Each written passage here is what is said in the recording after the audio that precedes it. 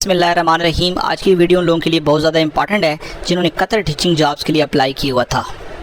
आपको बताऊं कि जो कतर टीचिंग जॉब्स का टेस्ट है वो 10 और 11 तारीख को अनाउंस है, तो तकरीबन 3 से 4 दिन रिमेनिंग हैं। तो उसके अंदर हमने सोचा कि वो तमाम तर चीज़ें लेके आएँ जो मोस्ट इंपॉर्टेंट हो, मोस्ट रेलेवेंट हो पेपर के रिलेटेड। आपको बताऊं कि आपका जो कंटेंट वेटेज, आपको पता होगा कि हर एक सब्जेक्ट का जो मुख्तलिफ कंटेंट वेटेज है और उसके अंदर कुछ ऐसे पार्ट्स हैं जो कॉमन है, जो तमाम सब्जेक्ट्स के अंदर आने हैं। ठीक है, वो कौन से पार्ट्स हैं? वो आपका पेडागोजी का पार्ट्स है, वो आपका आईक्यू का पार्ट्स है, वो आपका वर्बल रीजनिंग का पार्ट्स है। तो आज की इस वीडियो के अंदर हम आपके साथ वो पिछले जो प्रीवियस पेपर्स हैं उनमें से वो MCQs लेके आए जो मोस्ट रिपीटेड यार पेपर के अंदर आ रहे हैं। उनमें जो सबसे जो पहला पार्ट हमने टच किया है वो आपका पेडागोजी का है। पेडागोजी का आपको बताऊं तो ये 10 नंबर का आपके पास क्वेश्चंस आएंगे। इसके अंदर 2 सेक्शनिंग है, एक है टीचिंग स्किल्स है और एक है क्लास रूम मैनेजमेंट। इन 2 पार्ट्स को मिला के आपका पेपर आएगा पेडागोजी में से। तो आज की जो वीडियो है इसके अंदर हम इन 2 पार्ट्स को डिस्कस करेंगे कि ये जो पार्ट्स हैं इसके अंदर कौन से MCQs हैं जो मोस्ट इंपॉर्टेंट हैं और ये जो MCQs हैं वो रिपीटेडली आ रहे हैं मुख्तलिफ NTS के जो पेपर्स हैं उनके अंदर। तो आज की इस वीडियो के अंदर मैं आपके साथ इन तमाम MCQs जो मोस्ट इंपॉर्टेंट MCQs हैं पेपर्स के हवाले से वो डिस्कस करूंगा। यहाँ पे हमने 2 पार्ट्स बनाए हैं इसके अंदर। सबसे पहले जो पार्ट्स है वो है टीचिंग स्किल के रिलेटेड है, ठीक है जी। उसके बाद जो दूसरा पार्ट है वो है जी क्लासरूम मैनेजमेंट के। इन दोनों के जो MCQs हैं, जो मोस्ट रेलेवेंट MCQs हैं, वो हम आपके साथ आज शेयर करेंगे। अच्छा जी, सबसे पहले हम देखते हैं जो इसका जो पहला पार्ट है उसमें से जो पहला MCQs है यहाँ पे नजर आ रहा है टीचिंग स्किल क्वेश्चन नंबर 1। वो ये है कि विच component is essential for effective problem solving skills development in students. अच्छा, इसमें यह है कि वो कौन सा कंपोनेंट ज़्यादा असेंशियल है, ज़रूरी है बच्चों की जो प्रॉब्लम सॉल्विंग स्किल्स है उसको बेहतर करने के लिए जो इफेक्टिव होती है, वो कौन सा कंपोनेंट्स है वो इस हिसाब से ज़्यादा इफेक्टिव है। अच्छा, इसमें मैं आपको बताऊं तो जो पहला इसके अंदर ऑप्शन है वो ये है कि providing solution immediately when a student struggle, कि आपने बच्चों को इमीडिएटली फ़ौरन से पहले सोल्यूशन प्रोवाइड करना है व्हेन स्टूडेंट स्ट्रगल, जब बच्चा स्ट्रगल करता है। दूसरा यहाँ पे ऑप्शन ये है कि यहाँ से encouraging memorisation of steps rather than understanding, कि आपने बच्चे की जो मेमोराइजेशन के स्टेप्स हैं उनको इनकरेज करना है बजाय इसके अंडरस्टैंडिंग या समझने के। तीसरा यह है कि facilitating guided discovery and exploration, ठीक है जी। और चौथा यहाँ पे देखें avoiding challenges problem to prevent frustration, कि आपने जितने भी प्रॉब्लम्स हैं, चैलेंजेस हैं, उससे अवॉइड करना है ताकि बच्चों को फ्रस्ट्रेशन से बचाया जा सके। तो कौन सा ऑप्शन यहाँ पे लग रहा है? यहाँ पे जो सबसे बेस्ट ऑप्शन ये है कि आपने क्या करना है, फैसिलिटेटेड गाइडेड डिस्कवरी, कि फैसिलिटेट करना है जो मुख्तलिफ़ किस्म की डिस्कवरीज़ हैं तलाश के अंदर, जो बच्चे तलाश कर रहे होते हैं, जो सर्च कर रहे होते हैं उसके अंदर, एंड एक्सप्लोरेशन, और उसकी एक्सप्लोरेशन के अंदर आपने बच्चे को क्या करना है, गाइड करना है, ठीक है जी। इसके अंदर जो बेस्ट ऑप्शन है वो आपने बताना है। आगे देखें जी, नंबर 2 पे क्वेश्चन है। यहाँ पे देखें जी, which of the following is a gross motor skill. यहाँ पे बता रहा है जी इसके अंदर जो कुछ स्किल्स हैं वो ग्रास मोटर स्किल्स कौन सी हैं। आपको बताऊँ तो ग्रास मोटर स्किल्स वो होती हैं जिसके अंदर लार्जर मसल यूज़ होते हैं, जैसे रनिंग है, जैसे स्विमिंग है, जैसे जंपिंग है, जैसे राइडिंग है। ये तमाम तर वो स्किल्स हैं जिसके अंदर आपकी फ़िज़िकली या लार्जर जो मसल होते हैं वो यूज़ होते हैं। अब मैं आपको बताऊं जी इसके अंदर सबसे पहले मैं आपको बताऊं यहाँ से निटिंग आ रहा है, उसके बाद देखिए स्विमिंग आ रहा है, उसके बाद आ रहा है cutting along the outline of a circle on a paper. आगे कहता है नंबर 4 पे cutting along the outline of big rectangle on paper. ये सारे ऑप्शंस आपके पास आ रहे हैं जी। अच्छा जी, अब इसमें यहाँ से कहते हैं जी जो ग्रास मोटर स्किल है वो कौन सी है। तो यहाँ से मैंने आपको पहले बता दिया कि वो स्किल्स होती है जिसके अंदर आपकी फ़िज़िकली या लार्जर मसल यूज़ होते हैं। यहाँ पे आ जाएगी स्विमिंग। बाकी जितनी भी हैं जिसके अंदर आपके लार्जर मसल यूज़, निटिंग करना है, बुनना है, तो उसके अंदर भी नहीं होता। किसी चीज़ का काट करना है आपने, या कहते हैं cutting along the outline circle on paper, paper किसी चीज़ के साथ कट करना है तो वो लार्जर जो मसल हैं वो यूज़ नहीं होते, ठीक है जी। तो यहाँ पर कौन सा ऑप्शन आएगा, स्विमिंग आएगा। उसके बाद आगे देखिए नंबर 3 क्वेश्चन है टीचिंग स्किल का। तो वो ये है जी, which of the following is example of gross motor skill. इसमें से ग्रास मोटर स्किल की कौन सी एग्जांपल है जो नीचे। पहला यहाँ पे देखें kicking the football, threading a needle, holding a pencil to write, putting a bead in a thread. तो यहाँ से कौन सा लग रहा है इसके अंदर। यहाँ से मैं आपको बताऊँ तो जो पहली एक्टिविटी है किकिंग द फुटबॉल, जिसके अंदर आपके लार्जर मसल यूज़ होते हैं, फिजिकली आप इन्वॉल्व होते हैं पूरे के पूरे, तो वो होती है ग्रास मोटर स्किल की। बाकी जो ऑप्शन यहाँ से नज़र आ रहे हैं, थ्रेडिंग अ नीडल, एक नीडल के अंदर जो धागा है वो डालना, holding a pencil to write, एक पेंसिल को होल्ड करना लिखने के लिए। आगे कहता है putting bead in a thread, एक मोती के अंदर जो धागा वगैरह वो डालना। तो इसके अंदर कौन सी स्किल है जो ग्रास मोटर के अंदर आती है, वो आती है किकिंग अ फुटबॉल। आगे नंबर 4 पे क्वेश्चन देखें, कहता है the primary responsibility of a teacher is the classes. तो टीचर की सबसे प्राइमरी रिस्पॉन्सिबिलिटी होती है क्लास के अंदर, वो कौन सी होती है? इसमें देखिए enhancing learning in the classroom, classroom के अंदर जो लर्निंग को इन्हेंस करना, बेहतर करना, या फिर कहता है जी collecting school fee from students, के बच्चों से स्टूडेंट्स से उनकी जो फ़ी है वो कलेक्ट करना। नंबर 3 पे कहता है organise the record of students in the class, बच्चों का जो क्लास के अंदर रिकॉर्ड है उसको ऑर्गेनाइज करना। Giving more importance to tutorial students, सिर्फ वो बच्चे जो ट्यूटरिंग को पसंद करते हैं उनको अहमियत देना। तो इसमें कौन सा ऑप्शन यहाँ पे लग रहा है? इसमें जो सबसे बेस्ट ऑप्शन ये है, enhance learning in the classroom, classroom के अंदर जो लर्निंग है उसको बेहतर करना, उसको एनहांस करना। आगे जी नंबर 5 पे देखें, यहाँ से क्वेश्चन नंबर 5 में देखें, teacher must build student capacity for the problem solving. Teacher को बिल्ड करनी चाहिए स्टूडेंट्स कैपेसिटी, किसके लिए? प्रॉब्लम सॉल्विंग के लिए। किसके ज़रिए? बच्चों को डिस्करेज करके, यानी जो क्वेश्चनिंग एबिलिटी है उसको डिस्करेज करके।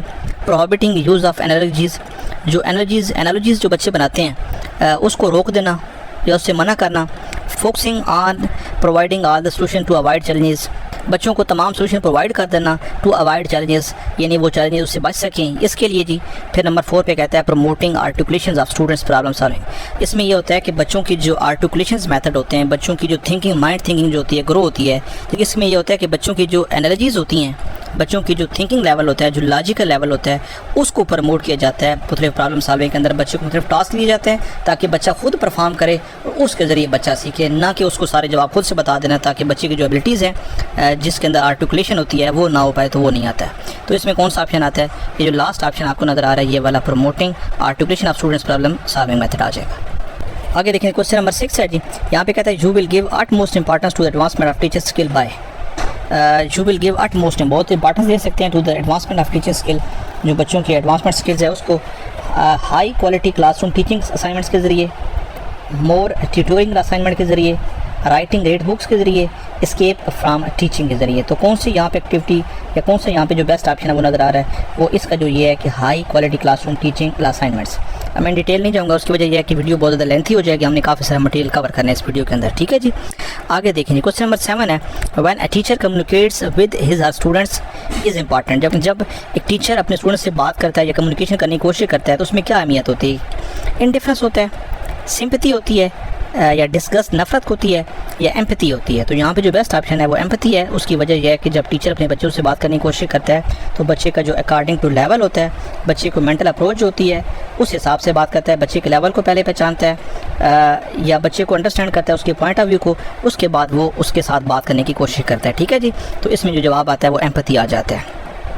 नंबर 8 पे क्वेश्चन देखें जी, what should a teacher do to get rid of habit stealing in the students. अगर बच्चे क्लास के अंदर चोरी की हैबिट्स उन्हें हो जाती है तो उनसे निजात हासिल करने के लिए टीचर को क्या करना चाहिए या क्या करता है, ठीक है जी।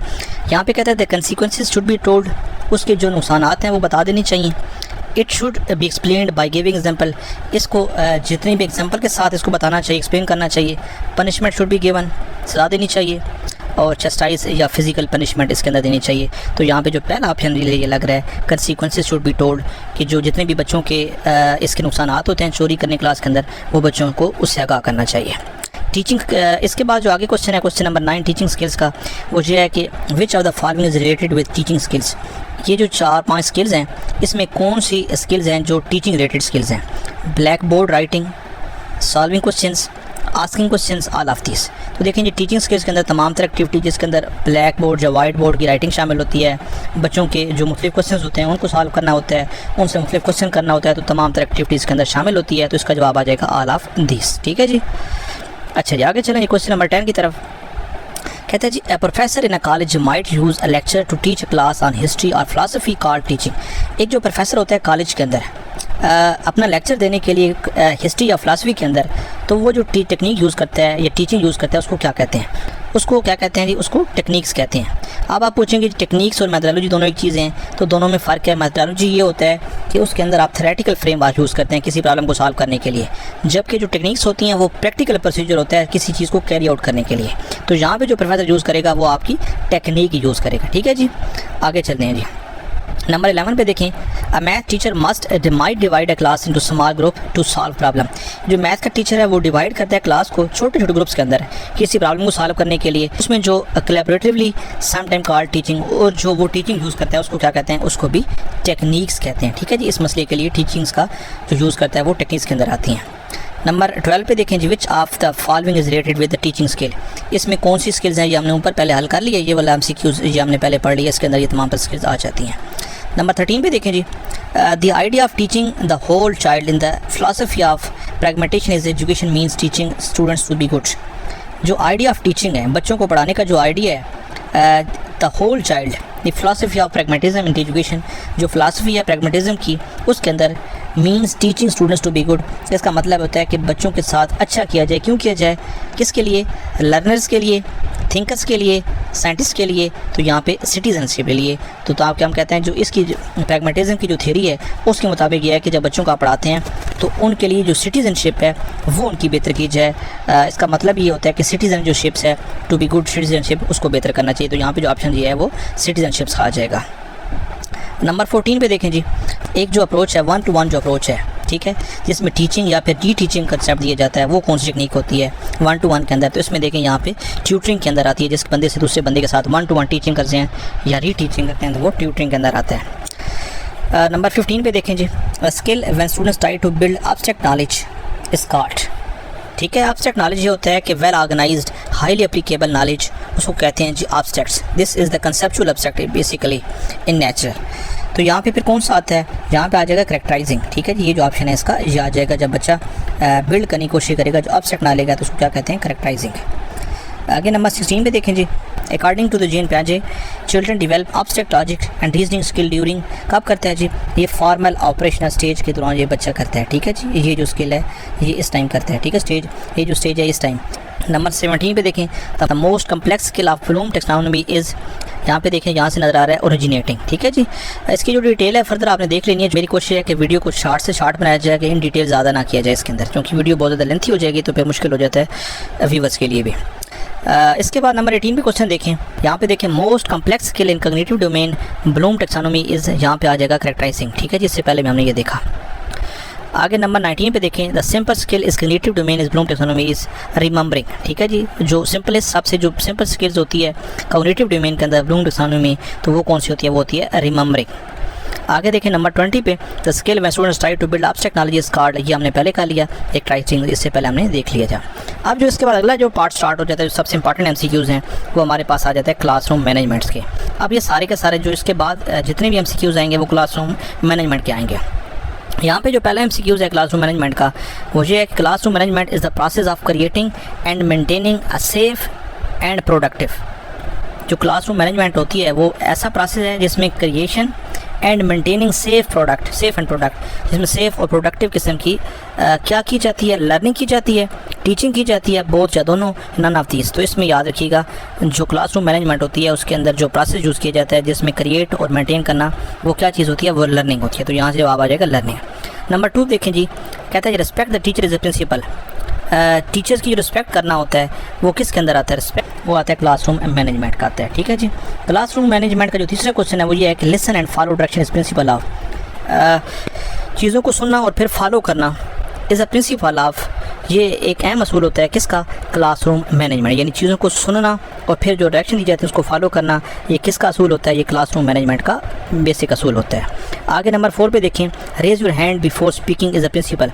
सबसे पहले हाथ खड़ा करें एंड बिफोर जो स्पीकिंग, बोलने से पहले, ये मेन असूल होता है किसके अंदर, ये होता है क्लासरूम मैनेजमेंट के अंदर। ये भी असूल होता है कि सबसे पहले अपने हाथ खड़े बगैर बोलने के, ये आता है क्लासरूम मैनेजमेंट के अंदर। नंबर 5 पे देखिए, respect your classmate is a principle. अपने जो क्लासमेट्स हैं उसके साथ आपने रेस्पेक्ट करनी है, इज्जत के साथ पेश आना है, इज़ अ प्रिंसिपल। ये असूल होता है किसका, ये भी असूल होता है क्लासरूम मैनेजमेंट का। ठीक है जी, सारे आपको जवाब यहाँ से नज़र आ रहे हैं। उसके बाद कहता है turn off your phones is a principle. आपने अपने जो फ़ोन हैं उनको ऑफ कर देना है, एज अ प्रिंसिपल। मेन असूल होता है किसका, क्लासरूम मैनेजमेंट। ये भी क्लासरूम मैनेजमेंट, ये सारे तमाम जितने भी हैं ये सारे के सारे इसके प्रिंसिपल्स हैं क्लासरूम मैनेजमेंट। इसी में से वो MCQs भी बनते हैं सारे। आगे देखें, यहाँ से कहते हैं क्लासरूम एनवायरनमेंट फॉर स्टूडेंट्स। इसमें क्या जवाब आता है यहाँ पे, इन द क्लासरूम से। यहाँ पे देखें तो इसके अंदर जो क्वेश्चन नंबर 8 है इसमें देखें classroom environment for student in a classroom setting out classroom setting both यहाँ पे आ जाएगा simple, in a classroom setting आ जाएगा। इसके बाद देखिए नंबर 9 पे classroom management involves a variety and techniques that teachers use to promote positive behaviours. ठीक है जी, इसमें कौन सा आ जाता है, ये आप जाता है इसका टेक्स्ट आ जाती है। इसके बाद नंबर 10 पे क्वेश्चन देखें, classroom management engage students in learning and foster a sense of community and mutual respect among. तो ये किसके दरमियान आ जाती है, ये स्टूडेंट्स के दरमियान आ जाती है। ठीक है जी, आगे देखें जी, creating a positive classroom culture is comes under. Positive classroom का जो पॉजिटिव क्लासरूम जो कल्चर है उसको क्रिएट करना वो किसके अंडर आता है, वो आता है क्लासरूम मैनेजमेंट के अंदर आता है। ठीक है जी, इसके बाद आगे देखें जी नंबर 12 पे establishing rules for classroom behaviour part of classroom management, ये भी आता है। ठीक है जी, आगे कहता है जी when students do not follow classroom rules, when students do not follow classroom rules or behave inappropriately. अगर जब बच्चे जो हैं क्लास के अंदर वो क्लास के जो रूल्स हैं उसको फॉलो नहीं करते या बिहेव जो है वो अच्छा नहीं करते, गैर मुनासिब करते हैं, तो teacher should have appropriate consequences in place to address the behaviour. तो टीचर्स को मुनासिब किस्म का जो रवैया है या मुनासिब किस्म के जो उसके नुकसानात हैं उसको यूज़ करना चाहिए टू एड्रेस द बिहेवियर। इस तरह के जो मसाइल हैं उसको एड्रेस करने के लिए this can include a verbal warning. ये वर्बल यानी वो जो मुँह से लफ्ज़ी जो होती है किसी को वार करना, वो भी हो सकती है। लॉस ऑफ प्रिविलेजेस या उसको जो प्रिविलेजेस दिए जाते हैं उसमें कमी की भी, या फिर or conference with the parents, या फिर बच्चों के जो पेरेंट्स हैं उनके साथ कॉन्फ्रेंस करके भी हो सकती है। तो उसमें कौन सा आता है, एडमिनिस्ट्रेशन डायरेक्शन, ये भी जो तमाम तरसीन होता है ये भी क्लासरूम मैनेजमेंट के अंदर आता है। ठीक है जी, आगे देखें जी नंबर 14 पे build positive relationship is strategy of positive relationship है उसको यूज़ करना, ये किसके अंदर आता है, ये भी क्लासरूम मैनेजमेंट के अंदर आता है जी। आगे चलें जी, the main purpose of supervision of teaching should be, जो सुपरविजन का मेन मकसद होता है टीचिंग का, वो उसके अंदर क्या आता है, advancement of people of welfare. जो बच्चों की जो शागिर्द होते हैं उनकी वेलफेयर को बेहतर करना, एडवांसमेंट करना, वो सुपरविजन ऑफ टीचिंग्स के अंदर आता है या उसका मेन मकसद होता है। आगे नंबर 16 पे देखें, सुपरविजन शुड बी प्राइमरीली, वो जो आपके सुपरविजन है वो उसके अंदर बुनियादी असूल क्या होना चाहिए, वो कंस्ट्रक्टिव और क्रिएटिव होनी चाहिए। ठीक है जी, अब आप इसको पढ़ेंगे तो आपको समझ आना शुरू हो जाएगा। The basic purpose of supervision is to help, जो सुपरविजन का बेसिक मकसद होता है वो क्या होता है, चिल्ड्रन लर्न मोर इफेक्टिवली, कि बच्चे जो है वो बेहतर तरीके से, ज़्यादा इफेक्टिवली जो बच्चे हैं वो ज़्यादा लर्न कर सकें। नंबर 17 में देखें, the elementary school teachers are directly responsible. जो एलिमेंट्री स्कूल टीचर जो होता है वो जिसको जो 8 क्लास तक बच्चों को पढ़ाता है वो रिस्पॉन्सिबल होता है किसके, वो रिस्पॉन्सिबल होता है वो हेड को। ठीक है जी, हेड को रिस्पॉन्सिबल होता है, उसने जवाबदेह होता है किसका, हेड का। आगे कहता है जी नंबर 18 पे, the criticism most frequently levelled at school administration is that, वो जो है they fail to provide leadership के अंदर आ जाता है। नंबर 19 पे देखें, the school headmaster are expected to put into operations the course of studies. ठीक है जी, आगे देखें जी, ये सुपरवाइज़र इज़ वन, सुपरवाइज़र वो होता है जो प्रोवाइड फ्रेंडली हेल्प, जो आपको फ्रेंडली किस्म का इन्वायरमेंट जो हेल्प प्रोवाइड करता है वो एक सुपरवाइज़र होता है जी। ठीक है जी, यहाँ तक ये क्वेश्चन अच्छे 2 पार्ट थे पेडागोजी के, जिसके अंदर आपका टीचिंग स्किल की भी MCQs थे, जिसके अंदर आपके क्लासरूम मैनेजमेंट के अंदर भी क्वेश्चन थे। ये जो PDF है हमारे जो व्हाट्सएप कम्युनिटी है उसके अंदर भी आपको मिल जाएगा। मैंने कोशिश किया है इन डिटेल आपको नहीं पढ़ा सका, उसकी वजह यह है कि चूँकि टाइम बहुत ज़्यादा कम होता है, तो इस वजह से मैं इसको शार्ट और प्रिसाइज बनाने की कोशिश की है। ठीक है जी, इसके बाद इंशाल्लाह इस पर हम वर्बल रीजनिंग की वीडियो बनाएंगे, जो उसके इंपॉर्टेंट MCQs हैं उस पर भी, फिर इसके बाद IQ पे भी बनाएंगे, ताकि जो ये जो पार्ट्स हैं आपके कवर हो सके। इसके अलावा भी अगर आप क्वेश्चन है तो आप कमेंट सेक्शन के अंदर पूछ सकते हैं, या हमारे जो व्हाट्सएप कम्युनिटी है उसका मैं लिख देंगे तो डिस्क्रिप्शन के अंदर, उसको ज्वाइन करके भी पूछ सकते हैं। आज की इस वीडियो के अंदर इतना कुछ ही है। मज़ीद इस तरह के इंपॉर्टेंट और लेटेस्ट वीडियो देखने के लिए हमारे चैनल को सब्सक्राइब करना ना भूलिएगा। अल्लाह हाफ़िज़।